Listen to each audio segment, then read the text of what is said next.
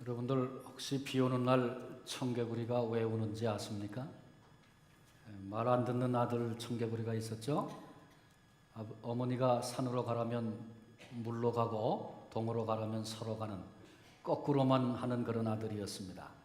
속 썩던 어머니가 결국 일찍 죽는데 죽으면서 아들에게 마지막 유언을 남기죠.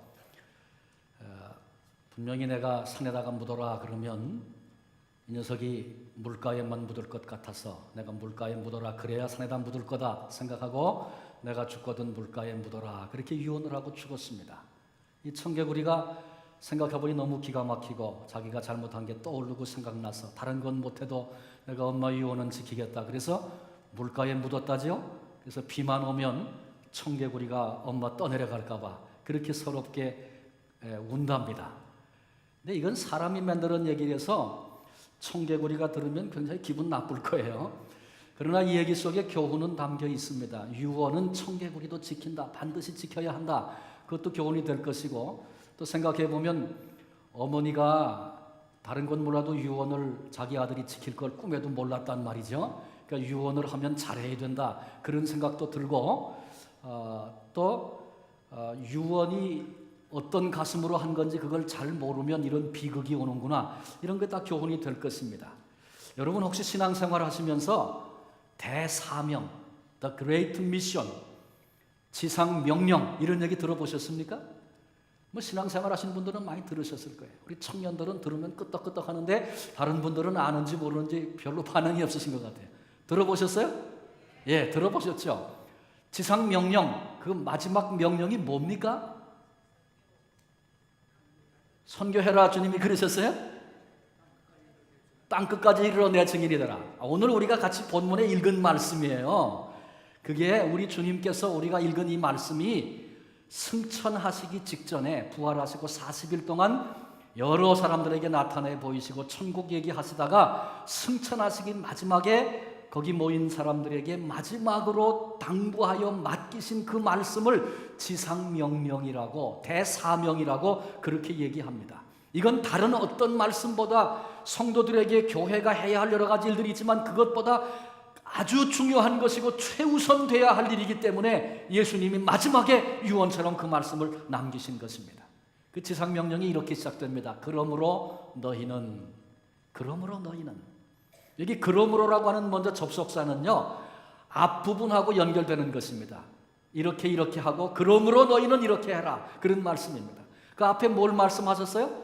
하나님이 예수님에게 하늘과 땅의 권세를 주셨다. 다시 바꿔 얘기하면 하늘과 땅의 권세가 내게 있다. 그 권세를 가지고 내가 말한다. 그러니 너희가 이것은 반드시 지켜야 한다, 그런 말씀입니다. 또 바로 앞에 있는 말만 아니라 예수님의 앞서 행하신 모든 생애와 사역을 다 얘기할 수 있어요. 내가 사랑으로 이 땅에 온 걸 너희가 아느냐? 그렇다면 너희가 이 일을 해야 한다. 내가 인류를 구원하려고 죄인된 인생을 멸망에 버려두지 않고 건져내어 구원하려고 십자가에 죽은 거 너희가 아느냐? 그러면 이 일을 해야 된다. 내가 죽음의 권세를 깨뜨리고 부활함으로 모든 인생에 내게 소망이 된 걸 너 아느냐? 그렇다면 너 이 일을 반드시 해야 된다. 내가 다시 올 것인데 내가 다시 온다는 사실을 너 알고 있니? 그렇다면 다른 건 못해도 이것만은 너 해야 된다. 예수님이 이렇게 자신의 온 생애와 사역을 걸고서 주님이 이 말씀을 하고 계신 것입니다. 아주 강한 명령입니다. 그 다음에 너희는 그랬어요. 너희는 누굽니까? 물론 그 앞에 성경 구절과 연결해서 읽어보면 11제자죠. 왜 11제자가 거기 있습니까? 원래 제자는 12명인데 가룟 유다가 예수님 팔고 십자가에 못 박아서 가야 할 그 길로 갔습니다. 죄송합니다. 그랬기 때문에 지금은 11명만 있습니다. 얼마 안 있으면 12명으로 채워지죠. 우리 제비 뽑게 된 그 과정을 다 알고 있지 않습니까? 12이라는 숫자가 왜 채워지냐 하면 그건 상징과 의미를 가지고 있기 때문에 그렇습니다. 우연히 예수님이 제자를 12명 뽑은 게 아니라 구약에 야곱의 12아들이 12지파의 족장들이 되고 마침내 이스라엘 지파와 이스라엘 민족을 이루지 않습니까? 하나님의 계획 속에 있던 숫자였어요. 그래서 구약의 12지파 그러면 온 이스라엘 택함을 받은 백성을 상징합니다. 신약의 12제자 그러면 물론 12사도를 의미하지만 더 넓게는 그리스도께로부터 부르심을 받은 십자가의 구속의 은혜를 아는 그 은혜의 자리에 있는 성도들, 모든 구원받은 백성들을 상징하는 숫자가 12제자입니다. 12명입니다.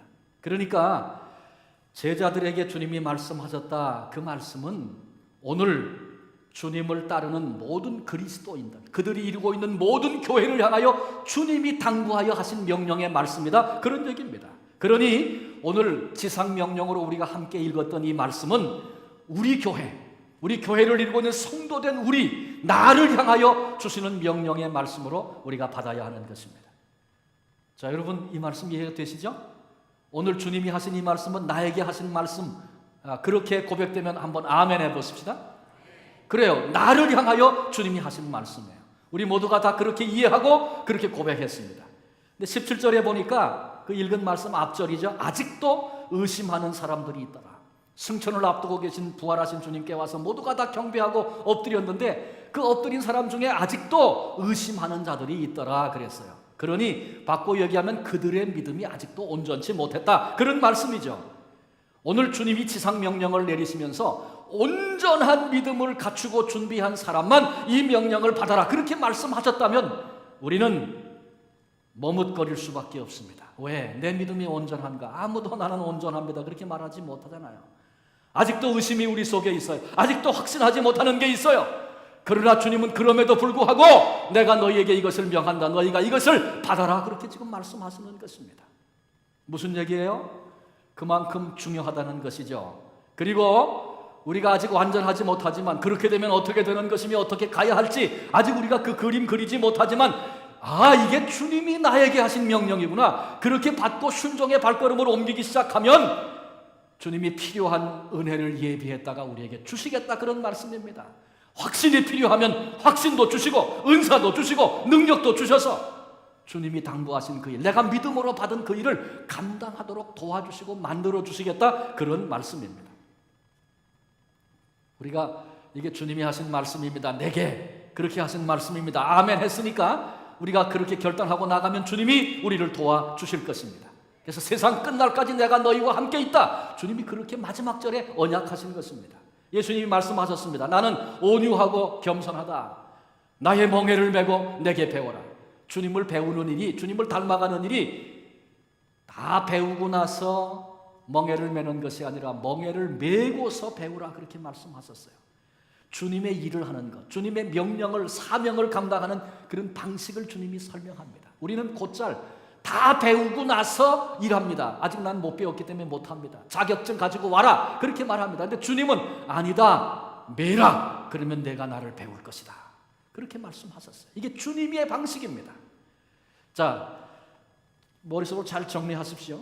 하늘과 땅의 권세를 가지신 주님이 나를 살리시고 나를 위대한 사람, 하나님의 형상을 지닌 자로 일으켜 세우시려고 십자가를 지신 주님이 이 땅을 떠나시면서 마지막 최우선적인 과제로 우리에게 말씀하셨어요. 그 말씀이 뭐라고요? 지상명령이에요. 근데 구체적으로 뭐라고 말씀하고 계십니까? 우리가 너무 잘 아는 얘기예요. 너희는 가서 모든 민족으로 제자를 삼고 아버지와 아들과 성령의 이름으로 세례를 주고 내가 너희에게 명한 모든 것으로 가르쳐 지키게 하라. 이 말씀을 주님께서 마지막 지상명령으로 주셨어요. 너무 다 알고 있는 말씀이에요. 잘 아는 말씀이에요. 예수 믿은 지 얼마 안 되신 분들은 혹시 생소할지 모르겠지만 신앙의 경력을 가진 분들이라면 수없이 들었고 수없이 읽었던 말씀이에요. 이 말씀이 우리말로 보면 거기 4가지 명령이 담긴 동사가 있습니다. 잘 알죠? 처음에는 가라 그랬어요. 그 다음에 제자를 삼으라 그랬어요. 세례를 주라 그랬어요. 가르쳐 지키게 하라. 한마디로 얘기하면 가르치라 그랬어요. 이 4가지가 동사고 명령형이에요. 똑같이 우리말로 읽으면 똑같습니다. 그런데 이것을 헬라어 원어로 읽으면 말이죠. 그 4가지 동사 가운데 한 가지가 아주 핵심이 되는 주 명령형 동사로 되어 있고 나머지 3개는 분사 동사로 되어 있어요. 그래서 그 주 명령인 동사를 전부 보조해주고 설명해주는 그런 방식으로 이 헬라어가 기록이 되어 있어요. 성경이. 그러니까 예수님께서 최후의 명령이라고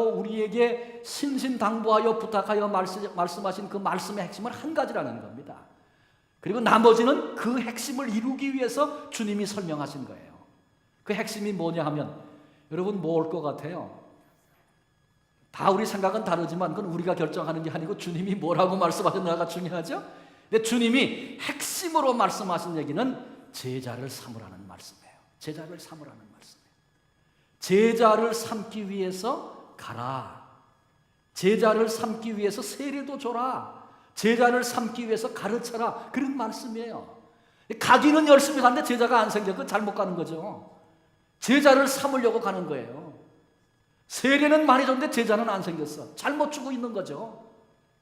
가르치기는 많이 가르쳤는데 제자는 안 일어나. 잘못 가르치는 것입니다. 핵심되는 명령이 제자 삼으라는 말씀이라는 것을 우리가 다시 확인해야 합니다. 핵심되는 명령이 뭐라고요? 아까 우리 가라 그랬는데 이제 바꾸세요. 제자 삼는 거예요. 제가 가는 걸 하도 강조했더니 우리 교인들은 가는 게 핵심이라고 금방 받아요. 예수님은 그렇게 말씀 안 하시고 제자 삼아라 그렇게 말씀하셨어요. 그걸 위해서 가라는 것입니다.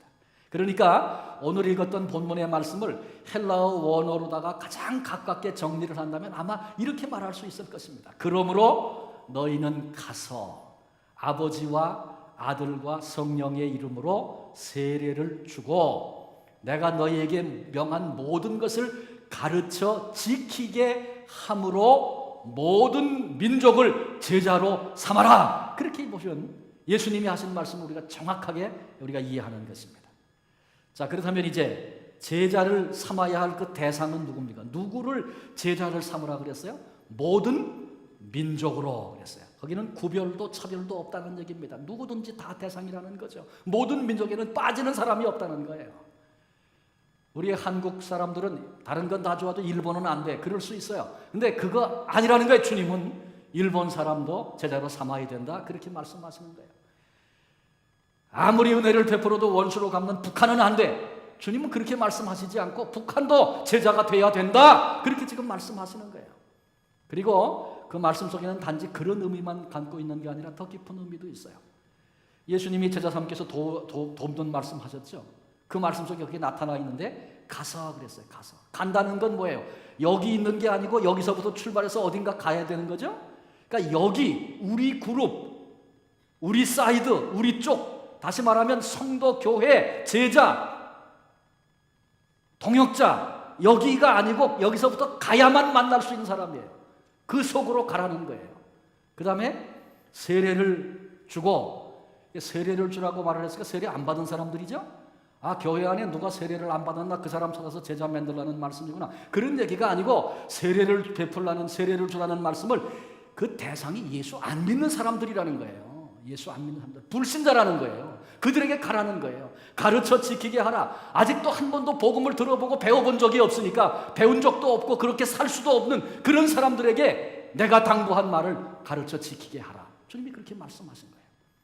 자, 정리합니다. 불신자를 대상으로 삼아서 그들을 제자로 만들어라. 그렇게 주님이 말씀하신 거예요. 이해가 되시죠? 이해가 안 되십니까? 이거 안 되면 큰일 나는데. 이해가 되셨죠? 예.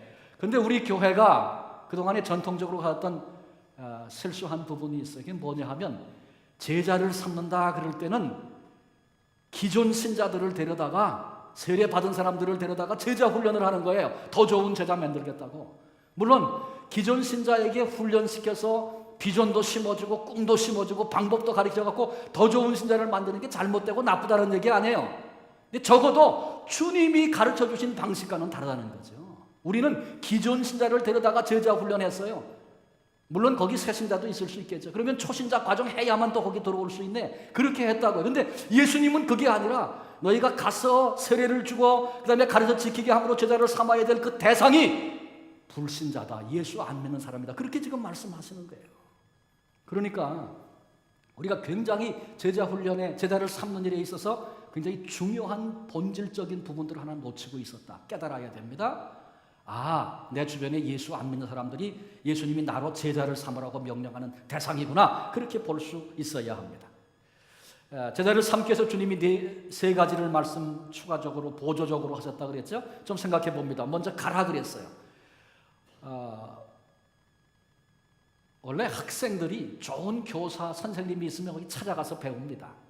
여기 북미에서도 보면 내가 공부하려고 하는 그 분야에 뛰어난 교수가 어느 학교에 있나, 그럼 그 학교 가는 거예요. 그 교수를 배우려고. 그게 보통 있는 일입니다. 예수님 당시도 그랬습니다. 제자가 스승에게 찾아와서 한 수 가르쳐 주십시오. 그리고 배운 거예요. 그게 자연스러운 일입니다. 그런데 주님은 제자를 삼기 위해서 너희가 가라, 그렇게 말씀하십니다. 적극적으로 명령을 지키라. 적극적인 도전자로 살라. 주님도 제자를 삼으실 때 기다리고 있다가 누가 왔나 온 사람 중에 뽑은 게 아니라 주님이 갔어요. 가서 나를 따르라, 나를 따르라. 그래서 제자들에게 가서 그들을 찾아내셨어요. 우리도 가야 되는 거죠. 우리도 가야 되는데 모든 민족에게로 가라 그랬으니까 모든 민족에게 가려면 때로는 단기 선교도 가야 합니다. 내 생애 중에 중요한 부분을 가기 위해서 주님께 헌신하고 결단도 해야 합니다. 얘기는 어떤 거 우리 교회가 하고 있는 이런 거 꼭 가야 되고 꼭 해야 된다, 단순히 이런 얘기를 지금 하고 있는 것이 아니라 내가 오늘 살아가고 있는 내게 습관되어 있고 이게 내 삶이라고 정리되는 그런 곳에 안주하여 살아서는 안 된다, 그런 말씀으로 이해해야 합니다. 내가 가지고 있는 것, 그거 단순히 지키다가 주님을 만나면 그 사람은 비극적인 사람입니다. 내가 이루어낸 기득권, 내가 소유한 거, 그거 큰 문제 말썽 생기지 않고 잘 보존하고 잘 관리하다가 주님 부르시면 주님 만날 것이다. 여러분, 그게 얼마나 비극적인 삶인지 알아야 됩니다. 왜? 주님이 당부하신 가장 중요한 건 생각도 하지 않고 내 거 지키는 거. 내 거 지키는 게 갈 때 무슨 의미가 있어요? 근데 그것만 하다가 가는 것입니다. 교회를 천국 대기소라고 생각하지 마십시오. 그런데 많은 교인들이 그렇게 생각합니다. 예수 믿고 구원받아서 여기가 천국 대기소야. 그래서 우리끼리 행복하게 즐겁게 잘 생활하다가 주님 부르시면 할렐루야 그러고 가야지. 여러분, 우리끼리 행복한 거, 이게 진정한 행복입니까? 속는 것입니다. 나를 통해서 주님이 말씀하신 제자들이 일어나고 그걸 눈으로 보면서 하나님이 어떻게 일하시는가, 하나님 나라가 이 땅에 막 세워져 가는 걸 바라볼 때 오는 그 행복과 기쁨을 누려본 사람은 내 생각에 이게 좋은 교회, 내 생각에 이런 일들을 해야 되고 이게 신앙생활이고 그거로 만족할 수 없는 것입니다. 그게 본질이 아니기 때문에 그렇습니다. 내가 신앙생활하면서 어떤 거 나쁜 거 경험하면 그 반대가 좋은 거라고 늘 생각합니다. 우리 인간이 가지고 있는 한계입니다. 마귀가 우리를 계속 속입니다. 우리는 계속해서 주님이 나에게 뭘 요구하시고 말씀하시는가 볼 수 있어야 합니다. 결코 교회를 천국 대기소로 만들어서는 안 됩니다. 그것만 하고 그것만을 위해서 좋다고 기쁘다고 내가 요새 감사한다고 그러고 살면 그 자체가 죄악이라는 것 잊지 말아야 할 것입니다. 주님은 우리에게 가라 그러셨습니다. 가려면 모험도 해야 합니다. 때로는 포기도 해야 합니다. 왜? 우리가 만나서 전도하고 제자 만들어야 될 그 사람은 내가 일부러 의지를 가지고 손해를 보면서라도 가지 않으면 결코 만날 수 없는 사람들이기 때문에 그렇습니다. 옛날 술 친구 있습니까? 생각이 납니까? 찾아가십시오. 내가 그 사람 만나서 뭐 얘기하면 그 사람이 싫어해. 왜? 내가 예수 믿는 얘기 할 거니까. 그래서 어떠면 싫어하고 반대하는 사람일 수 있어요. 교회를 비방하는 사람일 수 있어요. 근데 그들에게 가라는 것입니다. 우리에게 좋은 취미가 있습니까? 건전한 취미가 있습니까? 그거 혼자 즐기지 말고 그 관심사를 통해서 사람들을 만나십시오. 사람들을 의미 있는 관심사를 가지고 공동체를 만드십시오. 의도적으로 함께 만나는 자리를 만들어야 되는 것입니다. 그런 얘기가 있어요. 예수 믿고 10년만 되면 주변에 예수 믿는 사람이 하나도 없다. 그래서 전도차 정하려면 예수 믿은 지 오래된 사람일수록 갈등이 제일 많다, 그런 얘기예요. 예수 믿은 지 10년이 되면 왜 주변에 예수 믿는 사람이 없습니까? 다 전도해서 이제는 전도할 사람이 없는 겁니까? 그러면 얼마나 좋겠어요. 뭐 그런 경우도 있을 수 있겠죠. 그런데 거의 대부분이 그런 것이 아니고 예수를 오래 믿다 보면 점점 경력이 더해가면서 불신자와 교제를 슬슬 피하고 끊고 우리끼리 그래야 뭐 얘기가 통해야 알아듣고 뭐 얘기도 하고 그러지 뭐 얘기도 안 통하고 그러면서 슬슬 우리끼리만 교제합니다. 그래서 예수 믿은 지 10년만 되면 주변에 예수 안 믿는 사람이 없어요. 현대교회는 오기를 기다리고 있는 교회다, 그렇게 말하는 분이 있습니다. 현대교회는 그래서 능력을 상실하고 교회가 돼버렸습니다. 복음이 능력임을 여러분 아십니까? 로마가 죽이고 핍박하고 유대교회가 핍박하고 죽이고 일제가 박해를 하고 죽음의 자리로 몰아넣고 그런 고난의 순간에도 복음은 능력이었습니다. 여전히 생명을 낳았고 여전히 사람을 일으켰고 그들로 하나님의 나라를 꿈꾸게 만들었습니다. 그런데 왜 오늘 우리에게 가지고 있는 복음은 이렇게 능력이 없습니까? 복음을 얘기해도 감격이 없고 복음을 얘기해도 그게 능력인지 아닌지 알 수가 없고 왜 그런 것입니까? 우리에게 복음을 가지고 대면하는 불신자와의 관계가 없기 때문에 그런 것입니다. 사도행전에 보면 성령의 능력이 나타나 있어 사도행전을 성령행전이다, 능력행전이다 그렇게도 말합니다. 왜 사도행전은 그런 역사가 있습니까? 계속해서 복음이 불신자와 부딪혔어요. 그랬기 때문에 거기는 사탄의 방해도 있었어요. 핍박도 있었어요. 그런가 하면 성령께서 예비하시고 준비하시고 심령을 깨뜨리고 눈을 바꿔주시고 역사를 바꾸시는 성령의 역사가 거기도 있었습니다. 그랬기 때문에 사도행전에서는 복음이 능력으로 나타납니다. 오늘 우리 교회가 불신자와의 접촉점이 끊어지고 복음을 가지고 가지 못하기 때문에 우리는 복음이 능력임을 놓친 채 잃어버린 채 힘없는 나약한 교회로 전락을 해버린 것입니다. 이 시대의 모습입니다. 그런 우리를 향해서 주님은 가라고 명령하십니다. 두 번째는 세례를 주라 그랬어요. 우리가 가서 안 믿는 사람하고 아무리 친해져도 그것으로 끝난다면 그건 소용없는 겁니다.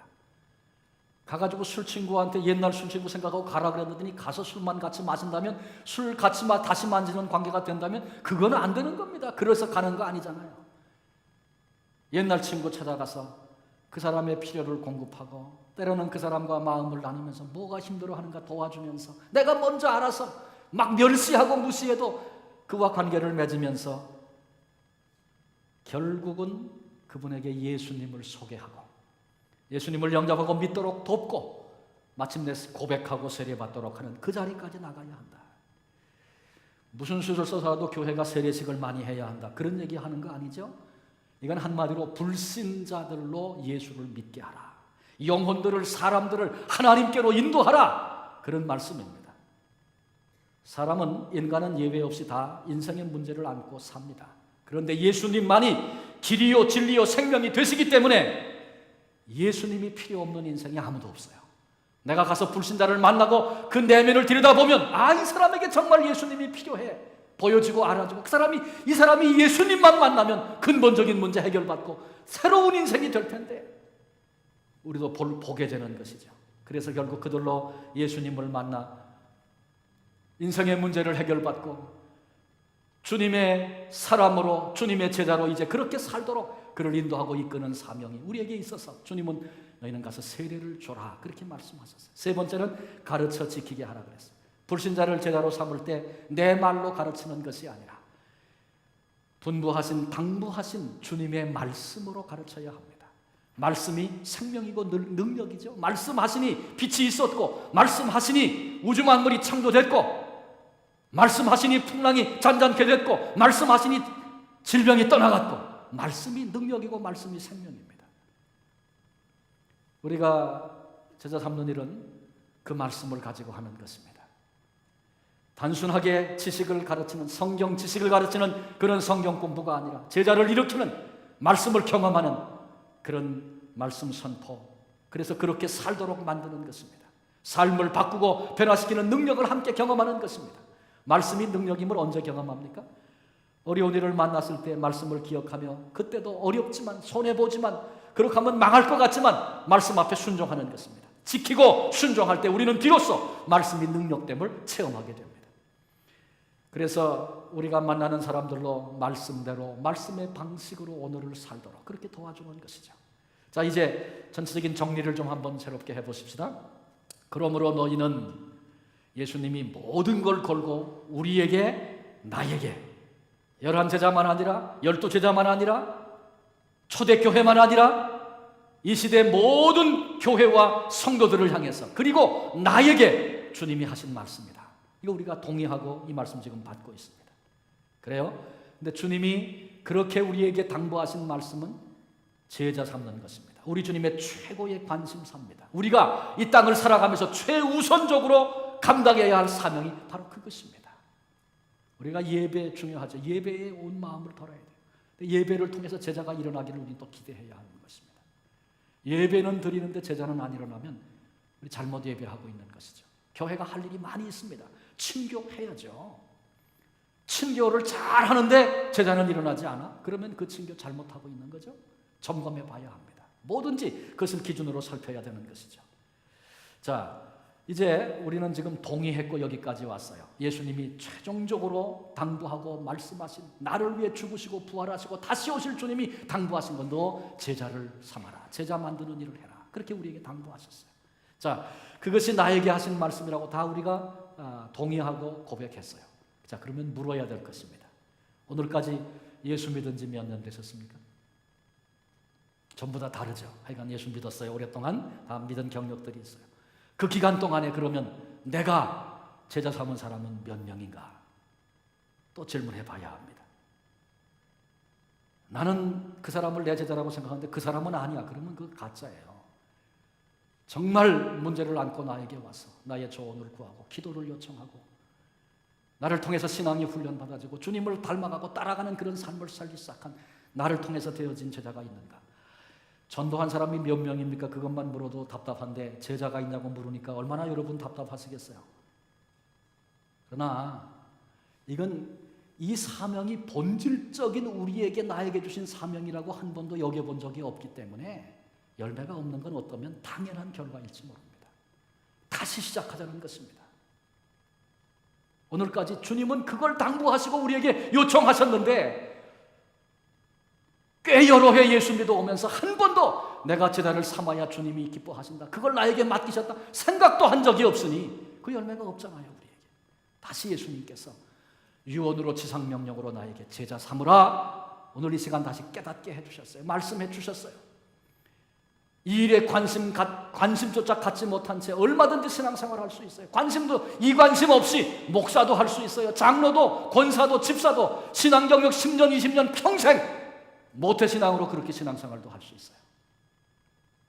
그런데 주님이 정말 해야 된다고 말씀하신 것 관심 갖지 못하면 얼마나 큰 비극입니까? 신앙생활 해오던 대로 해서는 안 됩니다. 내가 생각하는 신앙생활 그렇게 중요한 거 아니에요. 내가 생각하는 신앙생활에 안주하려는 생각 꺾어야 합니다.